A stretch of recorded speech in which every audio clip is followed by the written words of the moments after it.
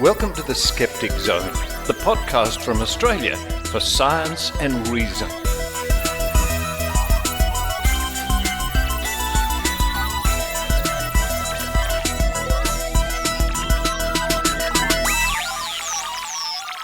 Yes, it's the Skeptic Zone podcast, episode number 595 for the 8th of March 2020. Does anybody say 2020 anymore? I don't know. Richard Saunders coming to you this week from Sydney, Australia. A bit wet, a bit drizzly. A few showers at the moment, so I better stay indoors. Coming up on this week's show, a report from Surf Coast Summer Skepticamp 8 in Airlies Inlet, Victoria, which I attended last week. You would have heard a little bit about that on the last show. This week, a full report about the fun of the day, including a test of the premium wine card. Now, this little device about the size of a credit card made out of metal is claimed to improve the taste of wine. How? By rubbing the card on the outside of the wine glass. That's if the wine has already been poured. If the wine has not been poured, you simply hold the wine card on the outside of the glass as you're pouring the wine in. Sounds too good to be true? We put it to the test. Well, we have a fun test of the premium wine card, and I chat to my good friend Steve Roberts and one of the organisers, Don Hyatt. Following that, it's Maynard's spooky action. This week, Maynard reports from the Australian Skeptics dinner meeting here in New South Wales in Sydney, where he interviews Dr. Michael Mann. Now, Dr. Mann is a climatologist and geophysicist and currently the director of the Earth Science Centre at Pennsylvania State University. And he came along to give a talk about, climate change. A very interesting interview with Dr. Mann and a chat with Tim Mendham, our very own Tim Mendham, who was there on the night. And it's good to see Tim up and about after his recent bout of appendicitis. And I'm looking forward to more Book of Tim. Tim's going to be doing some more recording soon. Now, this is part one. And next week on part two, Maynard chats to the one and only Dick Smith, one of the founders of Australian Skeptics. The next segment is Logical Fallacies, our new continuing segment with Michelle Bijkersma. This week, Michelle looks at the appeal to popularity. And I think this segment is becoming very popular indeed. And to round off the show, it's the Raw Skeptic Report with Heidi Robertson. And what a timely report it is. Heidi interviews Dr. Sue Page, who is the past president of the Rural Doctors Association of Australia and current board member of the Future Health Leaders, and someone very knowledgeable in matters such as vaccination and the current coronavirus situation. Dr. Page gives Heidi some good advice about dealing with the current coronavirus, what you should do, what you shouldn't do, what might happen, what probably won't happen. Again, a very timely update, including some very good links that you should follow, including smarttraveller.gov.au. This is the website by the Australian government for people wishing to travel overseas with all sorts of very good information, and that's a site worth keeping your eye on.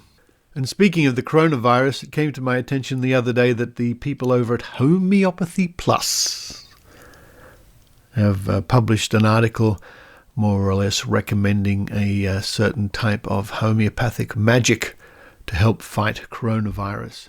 Oh, good advice indeed, Homeopathy Plus. We might look at that a bit more in depth next week. This is the same outfit that was taken to court a few years ago about their publication of information suggesting that their magic sugar water could help prevent whooping cough by way of vaccination. Well, that's enough for me at the moment. It's time for me to run downstairs and see if I have the ingredients to make up some yummy Japanese pancakes. While I do that, I hope you enjoy the Skeptic Zone.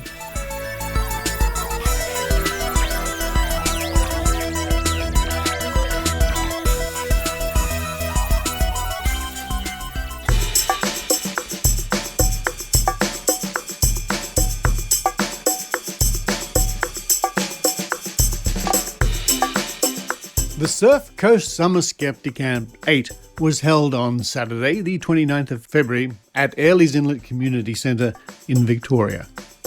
The day included talks by Tina Harrigan, Mal Vickers, Ross Finley, Joanne Benamu, Dr. Scott Power, and many more. I was very grateful to be flown down just for the event. Well, after weeks and weeks of anticipation, we're actually here at Airlie's Inlet for Skepticamp. Surf Coast Summer Skepticamp 8. The room is filling up with skeptics. The talks will be beginning soon. And it's going to be an interesting day because we have a test today. We're running a test of the premium wine card. Links in this week's show notes to this interesting device. So I'm standing between two trestle tables. Both tables are filled up with all sorts of different wine cups and glasses and things, with a little bit of red wine at the moment in each one. On table A, I walk over to table B, and there's the equal number of cups with a bit of red wine. Now, I don't know if the wine is the same wine in all the cups on table A and table B. I don't know if table A is treated, the wine on table A has been treated with the premium wine card, which improves the taste of wine, or table B has been treated, or nothing's been treated. It's, in this respect, to me, it's completely blind. People will be tasting the wine, one from A, one from B, coming over to me, and I'll be keeping the results. And at the end of the day, we'll see whether the wines treated with a premium wine card, again, I've no idea which wines they might be, will taste better than the wines not treated with a premium wine card, or if people can tell the difference at all. Steve Roberts is the wine master today, helping me with the test. How's it looking, Steve? It was very good wine. So we bought some incredibly cheap wine and some very nice wine. And again, I have no idea, looking at it now, you know, but I have no idea which wine is which. Well, the cheap wine corrodes the glasses. As well as our insides, I think. It could be, yeah, look, we put tiny portions out, about 20 ml, in different shaped glasses on an A table and a B table. Yeah. And you can find the same glass on each table. And what we want people to do is to try one and try the other, and tell us which one they like better, or are they the same. Yeah. These being skeptics, they'll reckon they're the same, but actually they will not be the same. They're not. They might or may not. I don't know. Yeah. I have no idea. As I was saying to the audience, those glasses might have good wine, and that's cheap wine, or that's the same wine. I have no idea. The card may not have been used, but we'll gather some statistics, and that's during the break after the first talk, and then I'll scuttle away, wash the glasses, and serve them all again. Yeah. It's looking good. It's looking good. Doing that. All right. You don't get to miss half your talk. It's really good.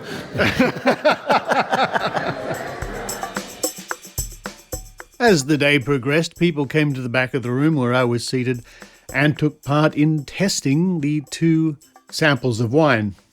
Most people headed straight for table A, had a drink, walked over to table B, had another drink, and then reported to me the results. Either table A wine tasted better than table B, in their opinion, table B wine tasted better than table A, in their opinion, or they couldn't tell the difference. They thought the wine tasted just the same. During the day, we had 3 rounds of wine tasting, plus a round of tap water tasting. Now, what Steve Roberts was doing in a kitchen around the corner where nobody could see was he was pouring out little amounts of wine into the glasses, and as per the premium wine card instructions, he was rubbing the card on the side of each glass that was to be treated again.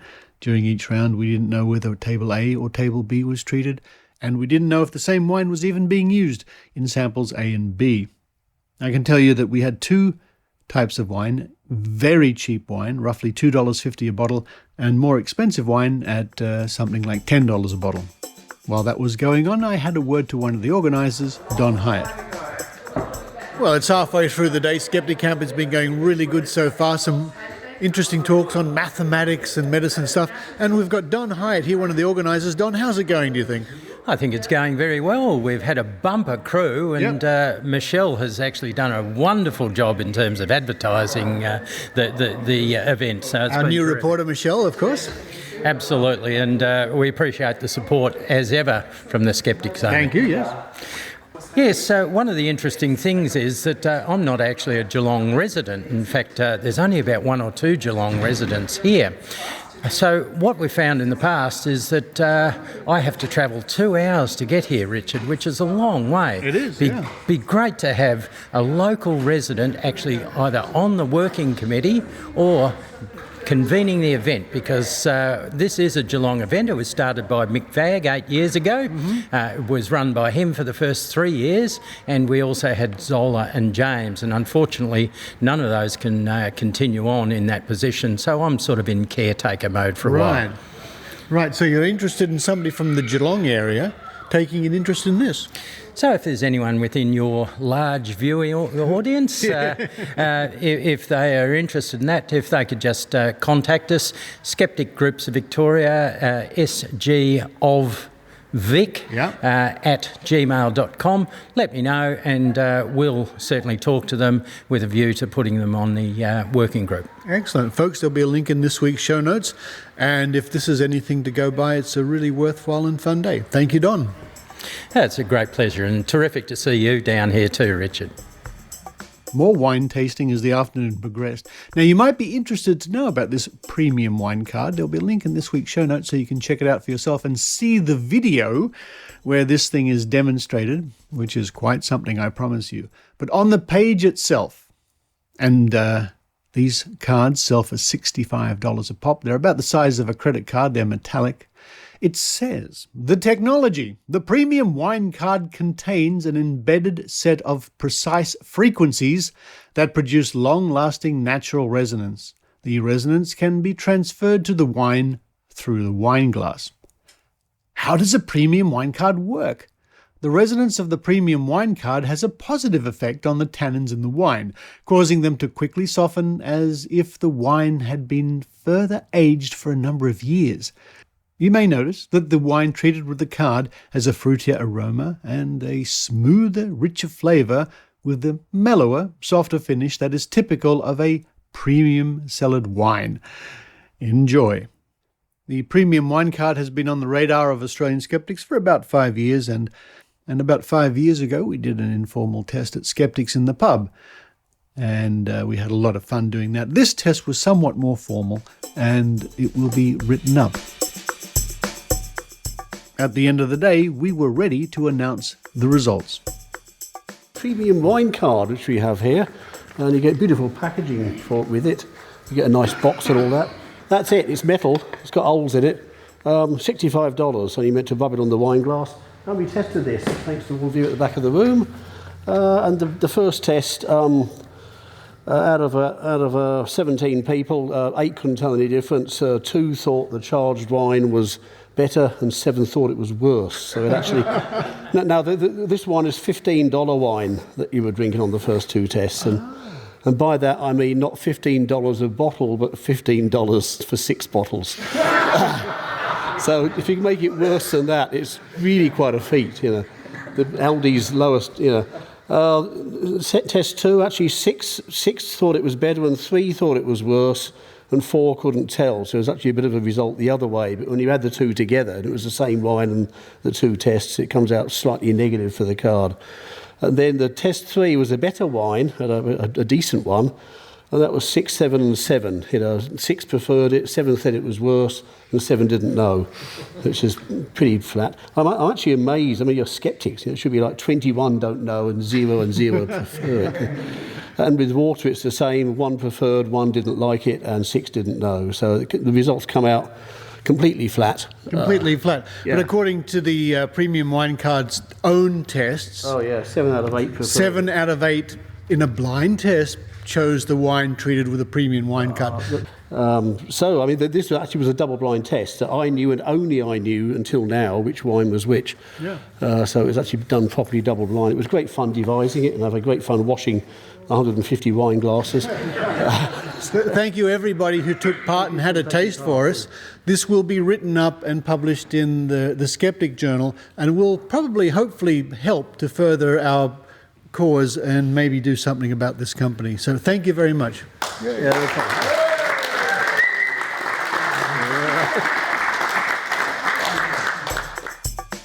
To recap those results, we had 4 rounds. Round 1, the wine was the very cheap wine. And the wine on table A, all the wine on table A was treated with the wine card, and all the wine on table B was poured straight from the bottle without being treated. 2 people thought that the wine card treated wine tasted better. 7 people thought the untreated wine tasted better, and remember they didn't have a clue which was which. And 8 people thought they tasted just the same. So that's a very flat result, favouring the untreated wine. Round 2 was also the cheap wine. 6 people this time thought the wine card wine tasted better. 3 people thought the untreated wine tasted better. And 4 people couldn't tell the difference. Again, hardly statistically amazing results. Round 3 was the more expensive wine. And this was very flat along the board. 6 people thought the treated wine tasted better. 7 people thought the untreated wine tasted better, and 7 people couldn't tell the difference. And finally, some people tried some water. The water treated with the wine card scored 1 point. The water untreated scored a point. But 6 people couldn't tell the difference. This whole idea of embedded frequencies was also used many years ago to sell the power balance and that sort of range of plastic wristbands. Now, writing in science-based-medicine.org, Dr. Harriet Hall, the Skepdoc, says, embedded frequencies are bogus. They usually use the word frequency in isolation, but the word is meaningless unless you specify frequencies of what. Frequency is defined as the number of occurrences of a repeating event per time unit, and you have to specify what event is repeating. Revolutions per minute, RPM, heartbeats per minute, waves of light or sound, cycles per second. Hertz is a unit of frequency defined as 1 cycle per second. You can't embed a frequency. You might be able to embed something that would produce vibrations or electromagnetic waves with a frequency, but it would require a power source. If a product contains a frequency generator, so what? Conclusion: embedded frequencies are bogus. And as part of the research on this premium wine card, I have in my possession some videos that they themselves shot, which are very telling indeed. And maybe they will make part of a future report in the pages of The Skeptic, the journal from Australian Skeptics.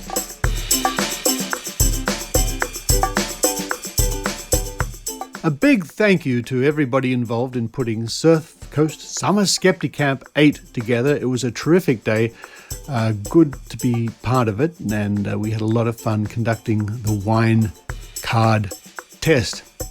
And the days surrounding Surf Coast Summer Skepticamp were a joy too. With a big thanks to Michelle Bijkersma, who kindly put us up in the area, and Steve Roberts for helping out on the day.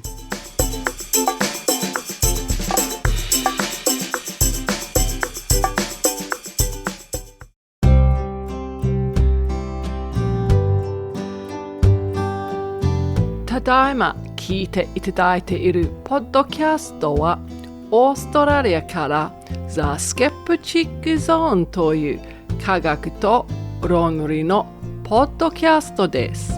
英語は世界中で数ある言葉の一つですが、このポッドキャストはいろいろな国の言葉で紹介します。www.skepticzone.tv を調べてホームページの下までにスクロールすると折り紙のピガサスという翼のある豚を工夫したリチャード・ソーンダスのオリジナルの折り紙のポスターをダウンロードをすることができます。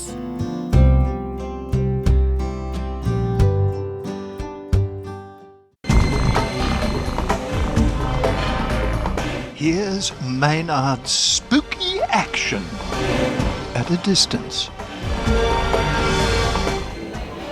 Welcome to a very special Skeptics dinner tonight. Covering it for the Skeptic Zone is Maynard. People are saying to Maynard, hey, I guess you'll be going to Mardi Gras tonight. I went, no, I'm going to watch a few PowerPoint display graphs from a climatologist. I know how to have a good time when there's only a block away from me there's half-naked people. I'm watching a PowerPoint display and listening to Mr. Michael Mann. That's right, Michael E. Mann is the guest tonight, and I've just been looking at his academic record. This guy probably didn't go out for about 11 years. I'd say between 1989 and, he just didn't go out anywhere. He was doing lots and lots of physics degrees, looks like majored in philosophy, geology, geophysics, and of course he's best known as being the lead author on the third IPCC third assessment report on how the planet's doomed. So I'm going to hopefully talk to him about how we're maybe not doomed, and I'm going to be asking him and all other skeptics here tonight at the Skeptics dinner. I'll see if anyone's flicking butter around too. They'll be in trouble if they do flick butter tonight. They sure will. I'll be asking him why people are so reluctant to accept the climate change data and why they don't want to. Is it just they don't like bad news? Is it because they've got vested interests? Or because they just like things to remain the same? All of that, lots of climate change fun on this Sydney Gay Lesbian Mardi Gras night. Look, I'm here very lucky to be talking with Dr. Michael Mann. It's a great pleasure to meet you, sir. Thank you. Great to be with you. Look, I've got so many questions, but the first I was just looking at your record there, and you probably didn't go out or be social for about 12 years at California, Berkeley. You were studying up a storm there and doing so many things. Oh, college life is always busy and you find time for the things that are important. But yeah, I double majored in applied math and physics, UC Berkeley, and started scientific research while I was an undergraduate there. Then went off to graduate school in physics at Yale University and eventually ended up in the field of climate science. Look, you're obviously very well educated. Is there a reason you chose this field? You didn't go into pharmacy or medicine or even the arts and become a lobbyist? Yeah, I think these things are often just an accident of one's, the decisions one happens to make. Like I said, I double majored in applied math and physics, went off to graduate school in theoretical physics at Yale University, and after a couple of years, after passing all my exams, I realized I wasn't working on a problem that really excited me, and so I opened up the catalog at Yale University. The catalog of problems that the Yale University has? Essentially, I opened up the catalog of science and applied science and started leafing through it to see what other research projects were going on in the university, what other faculty were working on problems that seemed interesting, and they made use of the math and the physics that I had, learned. And I saw there was a professor in the Department of Geology and Geophysics who was using physics and math to model Earth's climate system. And that sounded very interesting to me. Went to talk with him. The rest is history. I ended up going in that direction. Look, and with the modelling too, there's a lot of people argue about the noisy data that has to get thrown out and whether it should be thrown out. How do you work that out? As the layman, it's like, do you keep away from concrete buildings where the measurements are? How do you do the noisy data from the good data? Yeah, so, the observational record, thermometer measurements around the world, there are teams, there are probably hundreds of scientists now who spend their whole lives working on this exact problem and thinking about every possible nuance, what sort of corrections need to be made if a thermometer was moved at some point from one location to another, how you deal with the effect of changing bucket measurements, ocean temperatures made with buckets. They were wood buckets and they change over to metal buckets. So you have to account for the differing heat capacities.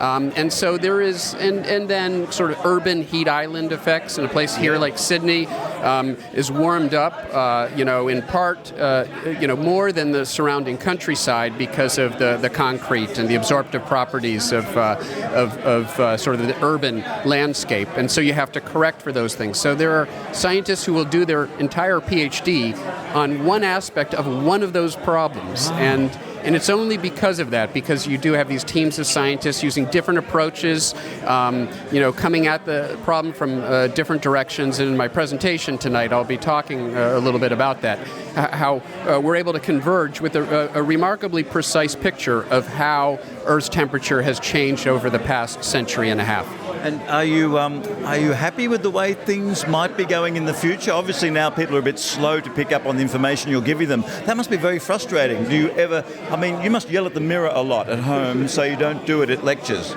Well, I won't describe the frustrations that we, that one has at times. One can imagine that it can be frustrating to be trying to communicate, as a scientist who enjoys communicating science to the public, and to be trying to do that, and to get all this pushback from people who are trying to discredit you. My good friend, Dr. Carl, I know, is very involved in those efforts here in Australia to educate the public about issues like climate change. And I see some of the interactions he has online with climate contrarians, and it takes, well, one of the things is people seem to think that you're invested in there being climate change because you'll get research grants out of it and you'll be paid more money or something like that. Yeah. Right. It's it's sort of a silly argument, and it to some extent it's what I guess psychologists call projection, which is to say that many of those who are making that argument are actually working for the fossil fuel industry and are truly getting paid a lot of money to discredit the science,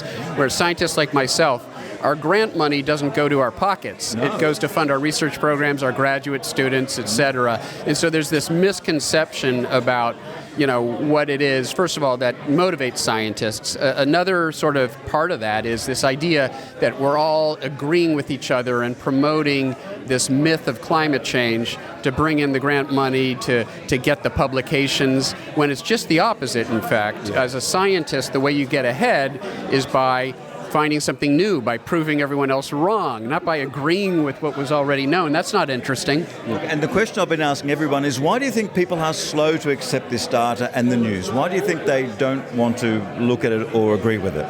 Well, I think there are a variety of reasons. There are a lot of good folks out there, well-meaning folks who have been exposed to a lot of misinformation. And some of that misinformation comes from media outlets that are really doing the bidding of fossil fuel interests and spreading doubt and confusion. And so people are susceptible to that, and people are victims of that misinformation and disinformation. That's why it's so important for scientists to be out there trying to communicate to the public. That's why I enjoy speaking to skeptics, because true skepticism is a very good thing in science, and we have to reclaim that term from some who have tried to appropriate it for other purposes. Look, and you'll give us the great raw data, but do you think the engineers can pull us out of this and make some scientific thing that's going to help us and get us out of it even faster?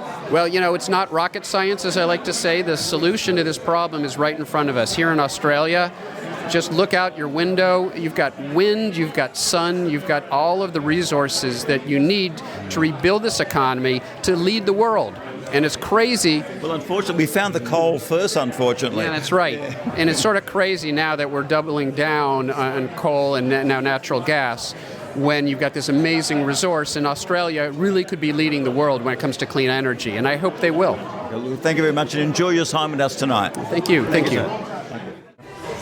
Well, I'm here with someone who's look, Americans, listen, here's a guy who was primary health care, a user, Medicare for all is what you experienced here, the Australian version of it, didn't you? Absolutely, actually, and it worked out quite well. Yeah, that's good. I'm alive. Yeah, good. Well, yeah, had a burst appendix, and look, we're glad you're feeling up and about, Tim. Thank you very much, Maynard. It's good to be here. Are you going to do a story on about it for the magazine? No. Oh, okay. No. I haven't got many good photos, that's the trouble, actually. Ooh. And they don't let you have your little appendix back these days. Well, since yours burst, I imagine it wouldn't be worth having back. They had to dispose of them. All the little body parts, yeah. Wow, okay. Yeah, I know. Well, it's good to see you fit here tonight. Now, Michael M. Mann is our guest here tonight, climatologist and geophysicist, who, as I've been looking at his record, it looks like he was pretty much not going anywhere for about 11 years while he was studying. He's done a lot of study, this guy. He has, actually, yes. And I'm going to be asking him and everyone around here tonight, why do you think people are slow to accept the climate change news, that the climate may be changing, that carbon dioxide is affecting things? Why do you think people are slow to accept that? I think there's probably a whole range of reasons, actually, and I think most of them aren't very scientific. There is a distrust of scientists in some circles. There are people sort of say scientists developed the bomb and scientists did this and scientists did that, so why should we trust scientists? We should. But the other issue is that a lot of people find that what's involved in dealing with climate change is actually a bit of an anathema to their politics, because climate change involves two things. And, government action is a big part of it, or should be a big part of it, and global action. is a big part of it. And anyone on a fairly conservative political bent is both of those things are horror. Globalism is something we can't have that. That's one world government, blah, blah, blah. And government interference is socialism, as they would say in America. Anything like that. So I think there's a political aspect to it that turns people off, which is why the vast majority of climate change deniers are on the right wing of political agendas. Not to say by any means that all those who support climate change are on the left. There are many, many organisations you'd hardly call left-leaning socialists who support the idea of climate change. Okay, yeah. So the thing is that people, so that gets back to people just don't want things to change, and it goes against what they're doing now. Yeah, I think so. I think, sort of change is a hard thing to cope with, but for many people, some people find it thrilling, but I think a lot of people find it very daunting and worrying, especially if you're older. Look, I know when flares went out, you were devastated. I was horrified, yeah, especially the little bits of material you put around the bottom of flares once they shrunk. Yes. Wow, okay. That goes back a bit, mate. And Maynard has learned a valuable lesson this evening. I think also, to be more serious though, Maynard, sorry. Yeah, to be, that people who reject climate change on a political level or financial, social, will also find that they will try and find science to match. And I've been approached many, many, many times by people who are criticising me and the skeptics and casting all sorts of aspersions. And quite frankly, most of the evidence that we put forward is poor and actually easily debunked, like about 30 seconds debunking. And I find that quite depressing, that I would rather have something more formidable and less vitriolic and political to deal with. Well, I think you've summed it up. Probably everyone's going to tell me another version of that argument all night tonight. Thank you, Tim, and good to see you up and around again. Thanks, Maynard. Well, there you had it, with Dr. Mann Maynard here on a big sceptical night. We've got a dinner coming up sometime in the future, and who knows that will be. It's been a big night. I think, as we can all agree, climate change has really been the winner tonight, but scepticism and critical thinking has been the winner on the night. I've got to go off and get on a float now on the Sydney Gay and Lesbian Mardi Gras. I've got a party to join with several 10,000s of my friends, so I'll see you later. Happy Mardi Gras, everybody. Climate change is real.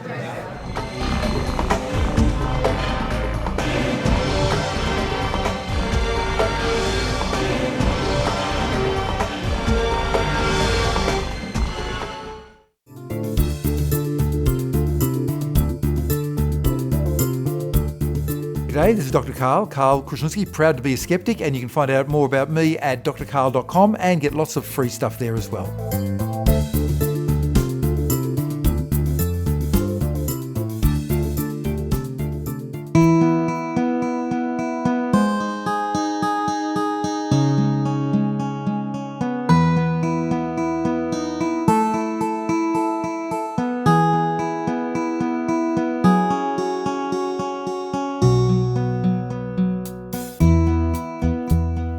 Logical fallacies. What are logical fallacies, and why is it important that critical thinkers should know about them? A logical fallacy is an error we can make in reasoning, but it usually crops up when we are discussing or arguing our point of view. Some people might even knowingly use them to try and score cheap points in an argument due to intellectual laziness. They are traps we can fall into, but if we know what to look out for, we can spot them when they occur and stop ourselves from using them.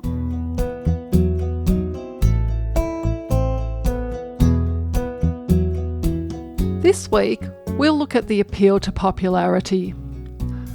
Also known as being on the bandwagon, this is when you try to add weight to your point of view by pointing out that many people also agree with you.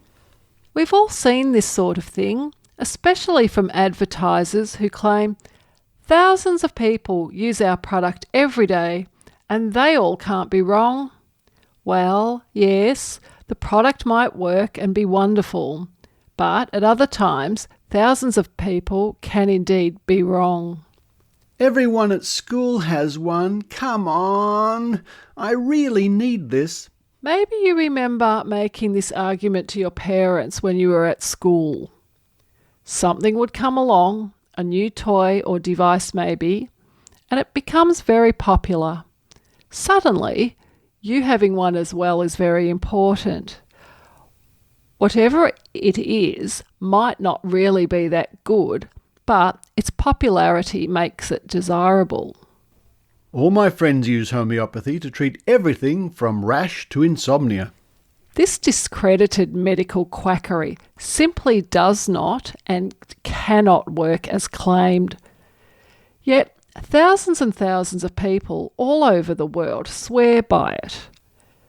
Just because some or many people use a product or believe in something, it doesn't mean it works or it's real.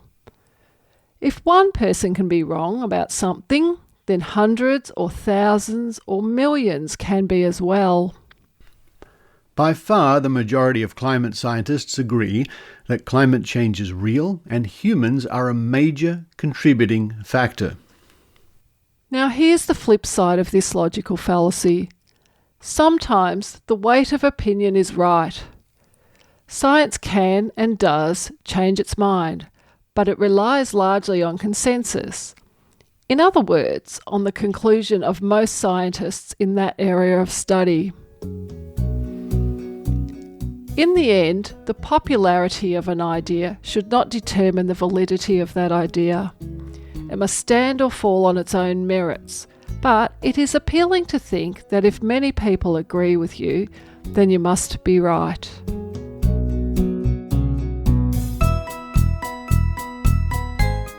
Knowing a logical fallacy when you hear one, and even knowing its name, is important when arguing your point of view. However, you may come across as arrogant and not get very far if you call it out by name to your opponent when you hear it being used. If your opponent calls you out for using one, it's time to stop and think about how you are making your case. Use your knowledge of logical fallacies wisely, and remember that even if your point of view is right and you know all the pitfalls in arguing your case, it doesn't always mean you'll win on the day. And as skeptics, we must also remember that we too can be wrong at times. I'm Michelle Bijkersma from the VIII Skeptics. Thanks for listening.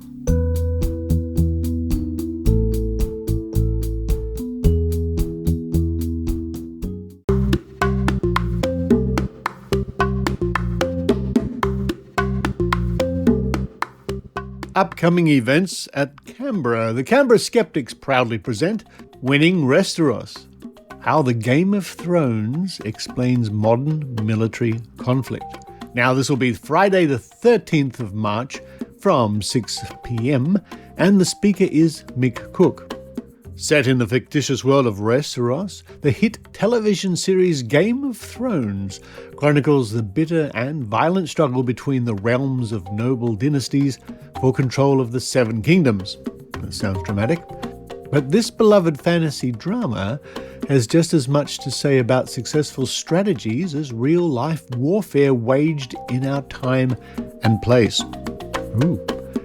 Winning Westeros brings together more than 30 of today's top military and strategic experts, including generals and admirals, policy advisors, counter-insurgency tacticians, science fiction and fantasy writers, and ground-level military officers to explain the strategy and art of war by way of the Game of Thrones saga. Now that sounds like a fascinating event. The cost is free, and that will be at the Belconnen Community Service, which is in Belconnen in Canberra. And coming up in April, overview of RAND's Truth Decay Initiative. 16th of April, and that will be at the same venue, the Belconnen Community Service. And the speaker is Dr. Carl Rhodes. Over the past 2 decades, national political and civil discourse in the United States has been characterized by truth decay. Carl will provide an overview of Jennifer Kavanagh's and Michael Rich's 2018 report defining and examining truth decay and provide information about continuing to work on the topic. And those events are coming up for the Canberra Skeptics. If you wish to attend, I will add a link in this week's show notes.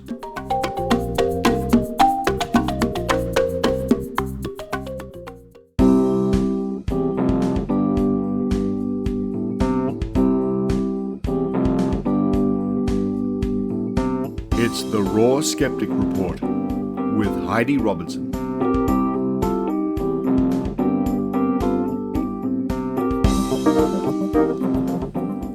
Hello everyone, Heidi Robertson from the Northern Rivers Vaccination Supporters. We are very lucky this week to have Dr. Sue Page joining us. Dr. Page is a nationally recognised leader in Australia's primary care sector with experience in medical education, workforce and rural health. She's a former president of the Rural Doctors Association of Australia and has held state and federal ministerial advisory roles in multiple areas. She has many years of experience as a rural GP, as well as working in remote Northern Territory, Christmas Island and Manus Island detention centres. She has been awarded membership of the Order of Australia in recognition of her service to medicine and to the community. Currently, she is Director for Medical Services in a regional hospital here in Australia. I got to know Sue personally through my work as a vaccination advocate, and she has been right behind us, the Northern Rivers Vaccination Supporters, from the start. I still hear her in my ears most weeks on ABC local radio, where she has a guest spot called Page the Doctor, talking all things medical. And most importantly, she is an all-round awesome human being. So thank you very much for joining us, Dr. Sue Page. Good morning, Heidi. We're talking on Friday, the 6th of March. So by the time this goes out to listeners, and by the time listeners actually download the show and listen to this episode, no doubt there'll be many more updates on this ever-evolving situation with COVID-19, the coronavirus. So we're just going to chat about what has been going on up until this point. I'd like to start with how worried do you think people should be? Let's just compare it, say, to seasonal influenza, which, as we know, infects thousands of people, Australians, every year. And depending on the year, hundreds of people can even die from seasonal influenza. How concerned should we be about this COVID-19 in comparison to, say, influenza?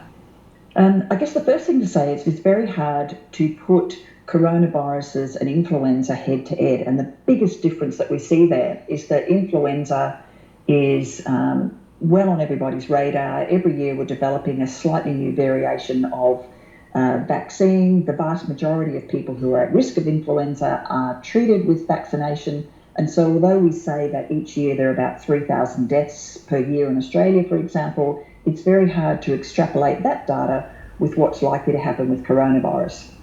Coronaviruses are a large family of viruses that can cause a variety of illnesses that range from trivial head colds right through to more severe diseases like Middle East Respiratory Syndrome, which is MERS, or severe acute respiratory syndrome, which is SARS.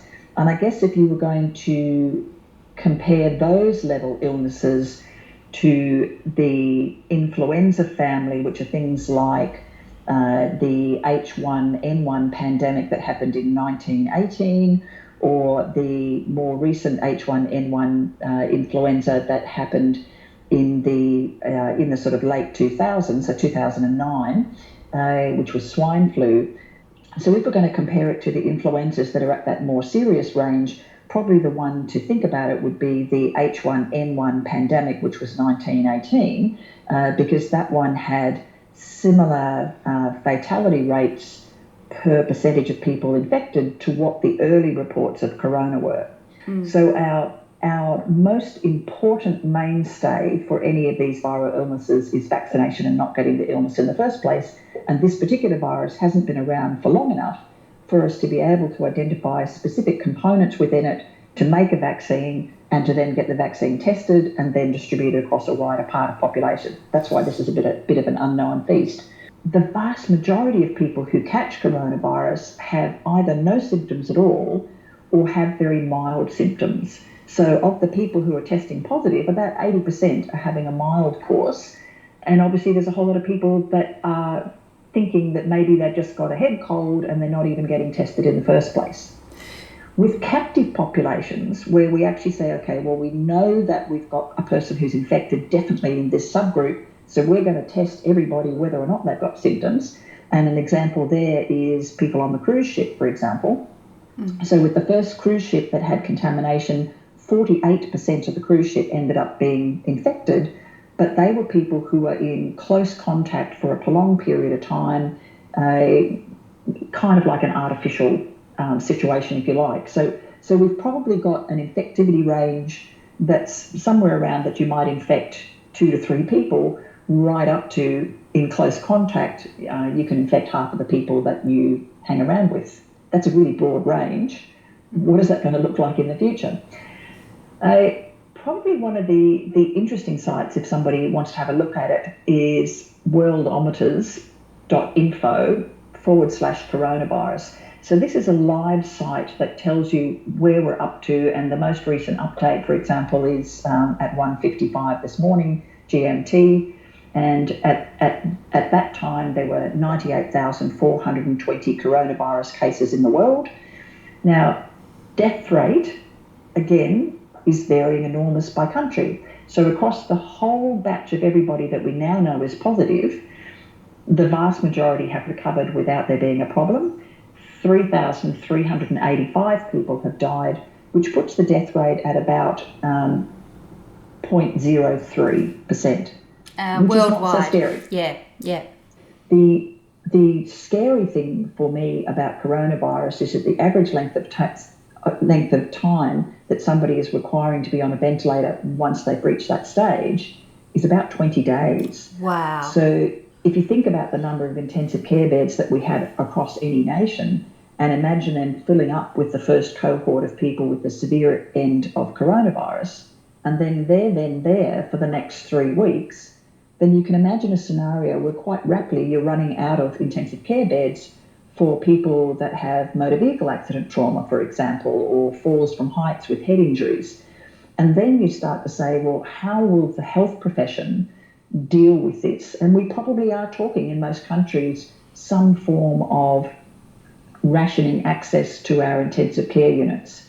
If as a person over the age of 80, you've already signed an advanced healthcare directive or a statement of choice directive that says, you know what, I really don't want to have a plastic tube stuck down my throat with artificial life support, then now would certainly be a time to be filling out the paperwork for that, because that will certainly make it much easier for your family.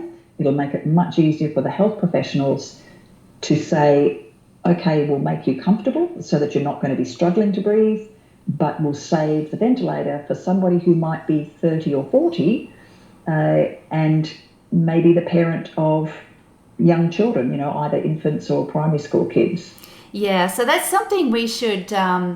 I've always been a strong advocate of people filling out an advanced healthcare directive, not waiting till it's absolutely necessary to do so, because then it might be too late and you've got to have the mental capacity in which to do it. So everyone out there, if you haven't already done an advanced healthcare directive, do it now, not just because of coronavirus, but just in general, it's a great idea. What do you recommend the average Joe on the street can do in order to prepare for what could be quite a burden on our healthcare system? Yeah, by far and away, the easiest and most effective way to protect yourself is to promote good personal hygiene measures. So I'd kind of challenge everybody that in the next 48 hours, just keep a mental tally of how many times you touch your face, you're brushing hair off your face, you're rubbing the end of your nose, you're eating. I tell you what, the last few days I have been, I don't know about you, but you probably do this all the time anyway. I've been extra aware of that and how many times I actually do touch my face. Even if I've got a little tickle on the end of my nose and I just rub it, I'm thinking now, oh my God, do I have to wash my hands? I think we're all becoming a bit more aware, which is not a bad thing. Just basic personal hygiene. And again, this is the stuff we should be doing every day anyway. Absolutely. And just soap and water washing is actually really effective at removing little protein chains from your hands. If you've touched, for example, a handrail at the shopping centre that's had germs on it, well, washing your hands will wash those germs away. We've been taught this. Is there a value in alcohol hand rubs? Look, when you've got people who are washing their hands multiple times in the hospital, they've actually done studies and they've looked at whether or not people effectively use the soap and water and then properly dry their hands afterwards and the length of time that happens.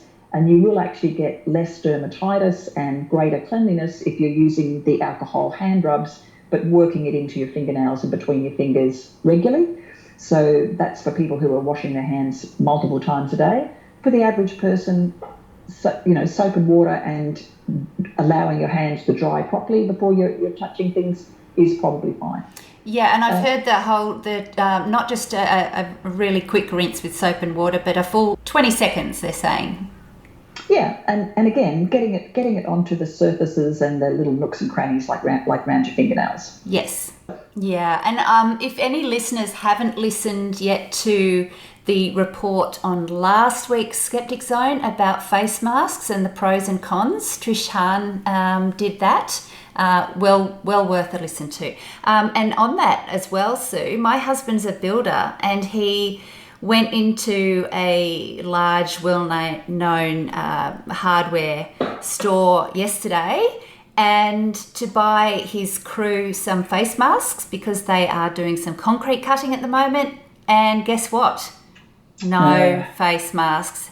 People are going into hardware stores now and clearing the shelves of face masks. Mm-hmm. So one thing I'd like to recommend is that pretty much everybody join flu tracking. Now, this is info.flutracking.net. This is a site where you can log on and, certainly this is for Australia and New Zealand.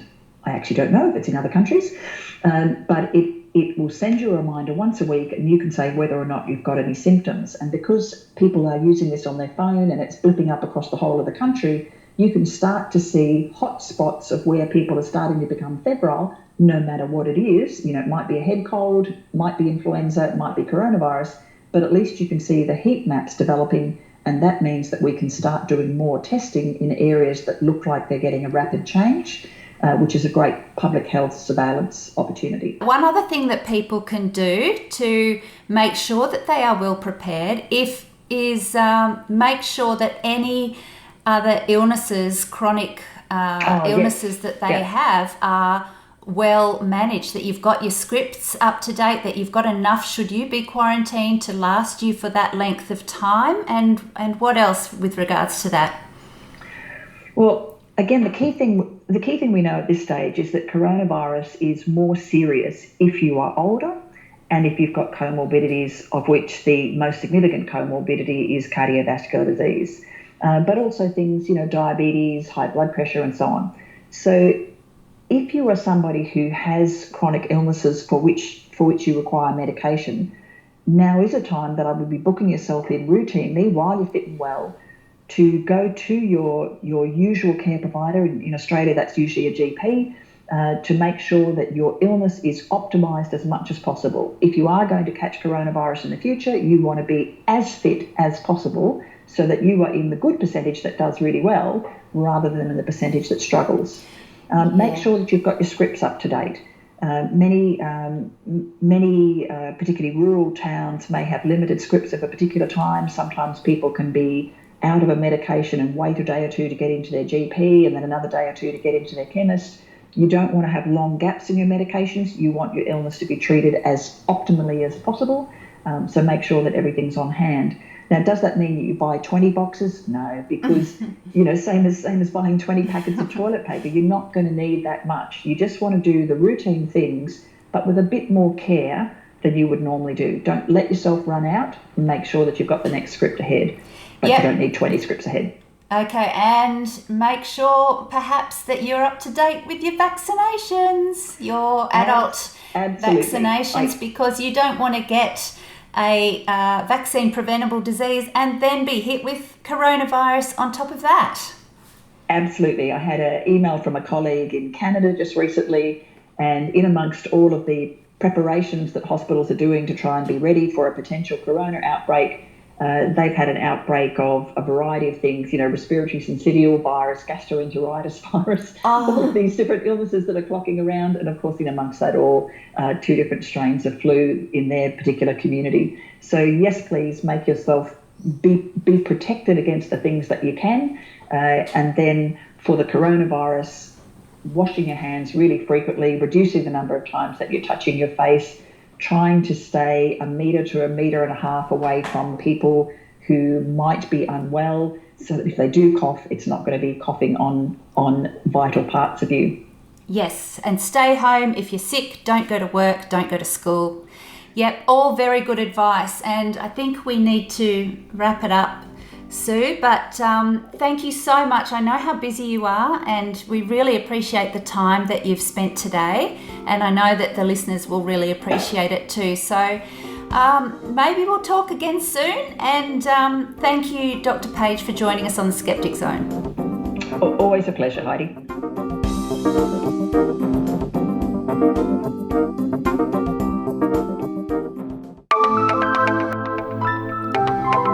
Skeptics Cafe is held on the third Monday of every month at the Dan O'Connell Hotel in Melbourne. On Monday, March 16th, Chris Guest, president of the VIII Skeptics, examines the curious career of the acclaimed archaeologist James Maynard. In the middle of the 20th century, Maynard changed our understanding of the Neolithic period in Anatolia with amazing discoveries at Hajila and Çatalhöyük. Controversies abounded when he documented the Dorak treasure, the Beyköy inscription, and discovered a continuity of fabric designs dating from the Neolithic era to modern times in Turkey. For more information, see the Skeptics Cafe Facebook page or the VIII Skeptics website at vicskeptics.wordpress.com/events.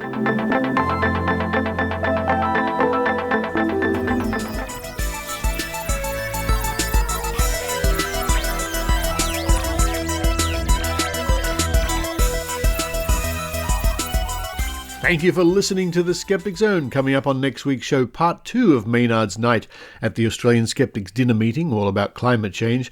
Maynard talks to the one and only Dick Smith, one of the founders, one of the patrons of Australian Skeptics, and other pub goers, including our president, Jessica Singer. Also a story by Michelle Franklin in the Northern Territory about invasive species, centering on horses. Not many people would think about that, but yes, horses in Australia are an invasive species. We have an update from the Guerrilla Skepticism on Wikipedia by Susan Gerbeck, and also another logical fallacy with Michelle Bijkersma. Next week she'll be looking at the straw man fallacy. There's so much coming up on next week's show, I better start working on it. But for this week, this is Richard Saunders signing off from Sydney, Australia. You've been listening to the Skeptic Zone podcast. Please visit our website at www.skepticzone.tv for show notes, contacts, and to access the back catalogue of episodes going back to 2008. You can follow the Skeptic Zone podcast on Twitter at Skeptic Zone, visit our Facebook page, or leave a review on iTunes. You can also support the Skeptic Zone via Patreon or PayPal. The Skeptic Zone podcast is an independent production. The views and opinions expressed on the Skeptic Zone are not necessarily those of Australian Skeptics or any other skeptical organisation.